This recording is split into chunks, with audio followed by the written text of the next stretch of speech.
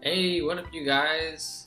Today we're talking about this little baby boy named Atari.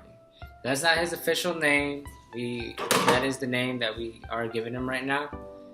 Uh, what had happened was it was Tuesday evening, about 7. My wife and I we left from visiting my parents, and when we were on the highway, literally in the middle of the highway, we saw two dogs, and my wife, she slammed her brakes for them, and it was very scary because I mean we're going, you can go 70 on there, and that was just about what we were doing. And the car in front of us, he quickly, barely weaved out of the way just enough to dodge the dog.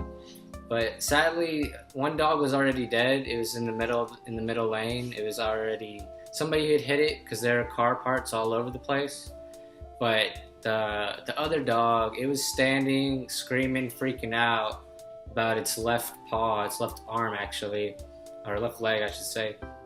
And that thing was broken. It was just wobbling. So as we slammed our brakes, we stopped the car. I immediately got out of my car. I stopped the traffic on the highway right there. The dog, once it saw me, it immediately laid down. It had the face just, it was just very jarring because it was in desperate need of help, and it was pleading and asking for that when he saw me. And what I did was I calmly picked him up, put him in my back seat. My wife, she was attending to the deceased dog. We grabbed the deceased dog and we put him onto the shoulder.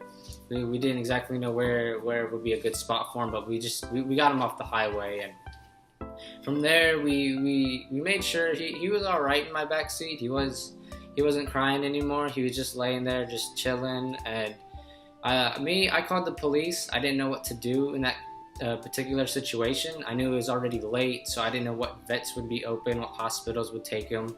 So I called them, and of course they told me that everybody was closed. They didn't have anybody to really be able to do anything, but they did suggest it was a 24-hour vet hospital. So my wife and I, we went over there, and to release him, it was a little weird with that because you had to have had a driver's license from that city in order to release the dog to them. So I thought that was a little weird, but thank goodness we had friends in that area. And so shout out to Michael for helping us with all of this. He came with us. We went to the hospital. They took him. They signed him over to the hospital. He was all right. He wasn't acting in any kind of form or fashion. But after that, they did talk about options for him, and my wife and I, just going through that whole experience with them, we wanted to do everything in our power to help him. I know, for me personally, it was a kind of a profound experience for me, because to see just life in general go through something as dramatic as that, and to see the helplessness and hopelessness that one individual, and this is just going for life in general, whether it's people, animals, insects, plants, just everything, just life period, to see that and really feel that and to go through it, for me it touched me really, really dear. And I was determined to help in any form or fashion to have this poor animal, to have him recover 100%, and to see what I can do all in my strength to help him. So what my wife and I, what we're deciding to do is do our best to adopt him. We're in the process of trying to get a hold of him and see who we need to contact, who we would need to talk with as far as adopting him. Now, these two dogs, they did have an owner because they both did have collars on them. They verified with us that the dogs, they weren't chipped. They didn't have any tags. They didn't have any kind of identification anywhere that they could find. So there was a hold on him in case the owners were possibly going to contact them. But in other news, the animal control, they decided to send Atari to a rescue that can perform the surgery tomorrow, which I'm really excited for and really happy that they're able to do this and give this to him.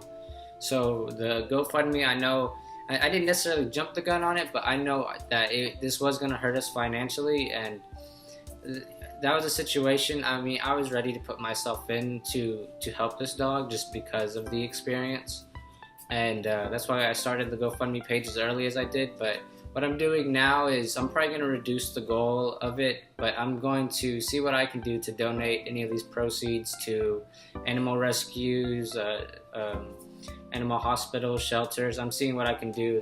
That's where these funds are going to go, because I mean, just the whole, just everything is just very, very emotional and very just real. You don't usually, you see these kinds of things, and it's so easy to just drive off and not worry about any of this, to just see it and just drive off and not have to deal with it or bother your time with it, but to see it and to invest some of your time and energy into it. It made me really thirsty to help out even more, and what I can do to help animals, and to help him, and to, if we can adopt him. I'm gonna be making videos for him if we are able to do that, and his recovery and his progress, and I'm really excited. I'm not exactly sure if we're gonna be able to do that, depending on if we can adopt him or not after his surgery, but he is getting surgery, and I am so happy and thankful for you guys for also helping out in any form that you guys have, as far as sharing his story kind of, and donating whatever you guys can, because it's so nice to see a community come together and to achieve these goals. And this system, it's not getting any better. Things are only going to get worse, and we live in times of selfishness, and the selfishness of people. It honestly can hurt and really bog you down when you just see it day to day. But when you see those changes, when you see those stands for other things, and they're very good things, and I mean, I know everybody's busy with life, but it doesn't hurt for everyone to just be a little nicer and to help when they see it. I'm not saying go out there and rescue dogs, save lives and stuff, but just simple things. If you see an elderly person walking the street or needing help with groceries or anything like that, those are the times where you can make a difference. And to me, the feeling that you get from that is a feeling that you can't be necessarily expressed with words, but you just feel it, and it feels so good to do those things in those moments, because it's so easy to just not do anything. And there are times where I have not done anything, but in this moment and instance, my wife and I, she really brought out the best as far as helping things. There's been other times where we found animals on the side of the road. Thank you guys for all the support for this. I'm excited for his surgery.